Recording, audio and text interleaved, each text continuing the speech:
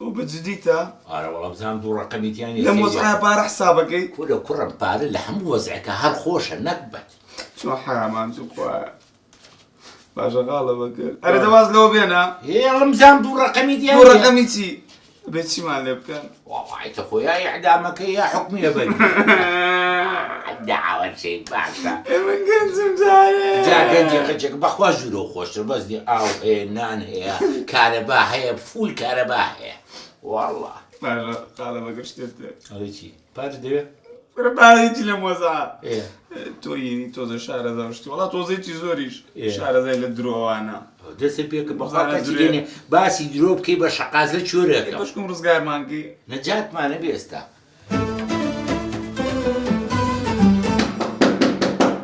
ورجوله السلام عليكم. السلام ورحمة الله بخير. ماشي. ولا يردان شكاكة ولا يربنا. أو كرم دائما لقى خما والفتي بيو تنبوي أو. جناب عثمان الرحماني. بله. ناوي تشيتو. منهم بروسك الرحمن. كهوية كتمان بري. ليش شو؟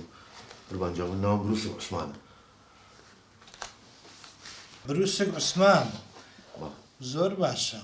بله. بروسك غريب نيبوم. جاري ترهاتوي يربو هيتا. نا قبل ما زين شون احتمال لتلفزيون أبيني بيته. شو أنا كرم لكليبك بجدار بو كوي بجدار نبو ولا برجع بل بارشكا قول أنا بيجي كم لبستي بسيني. يا دنك. بله. سيجوام كام. هاي كتمان بري.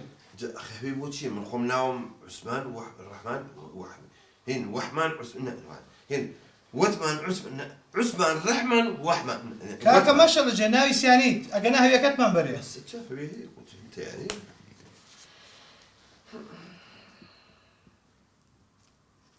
زور باشا.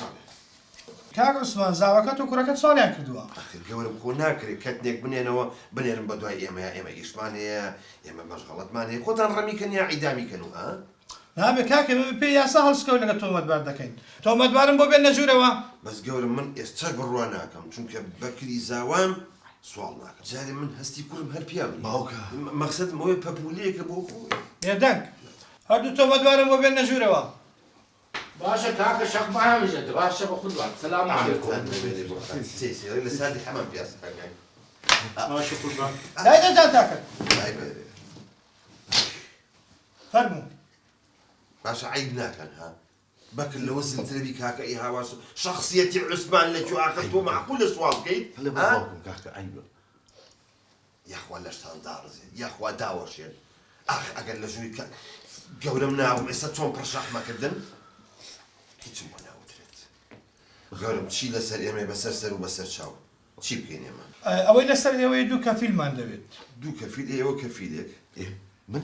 والله بوك انا ما كفيلك يا بلا رولا براترا اخي بوك جنانه بكري زاوا ما قلت شيء نازل بوك يدرس هيش سيقيك تعمل منيه مدام بيك جيجا هيجي شيك تعمل منيه سخيره او تكليف منيه كان الاشياء كاكا كفيل مدنيا. بس هالشاقور ما استحل يا كده نايك بوك بالله نايك ما اخي وعد ايمي لسدتي جورم يكتشف على دو بوكر ما جاي داوي بتاجي زور باش. كاك بروس توقع بامورك. ليه بس الله فرق تو ولا شويني من توقع دكين. لا حول إيه ناوي خود نسرا ولا جبنا وقت توقع كا. يبوك انجانيه شو راي الدار فرق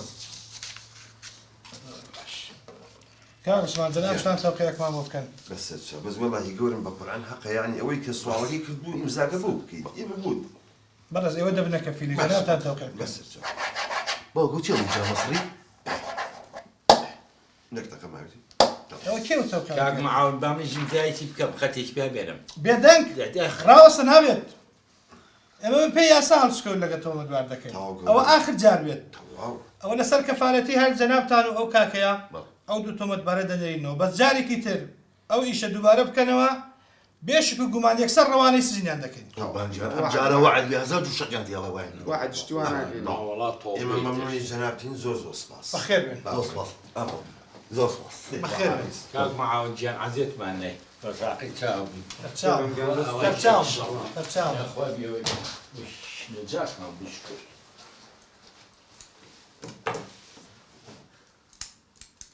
اي افهم والله لشتها صار بيت يا اخوان عشان بالله تمثيلك كان كنت درجه ليه موضوع فيلم شو بردان تمام نعم جاي هوكو بلا إيه؟ بياو كم تام بياو خارجي بس ما ولا سجن أقول خارجي ولا بابي ولا سيسمع قلنا جيل ابو إيه با والله يجرب يا أقول كبير راسي بيع بينصح ولا باح وصل آه باقي عيبناك هو بالبدروخ يا أخي بس ما المصرف ما نبغى كاكا إيكاك بقول لسه أو باري مصرفك إيه كاكا جام والله يوتبوه يتعبين شزار السرف قريبة كبابك أنت كاك تو كبابي داوك أي والله مانيش دو كباب أخو من جبار يا عثمان يا ما هلال بن كاسو تبي أنا باري بياو ليش والبارة قد بداتي 10,000 جذابة خسي كتير لا حول ولا أي كل بابي مخو منصور لك خير ما بيش تو بقتو سري بيا كمان عثمان اللي إيه بدا ما قلت لي كابلا ودي كاك الناني بيقول من عرب والدولة ولا تقول بدي نعرف وما الله ما كاس حسيت متاجر ما ودي ناري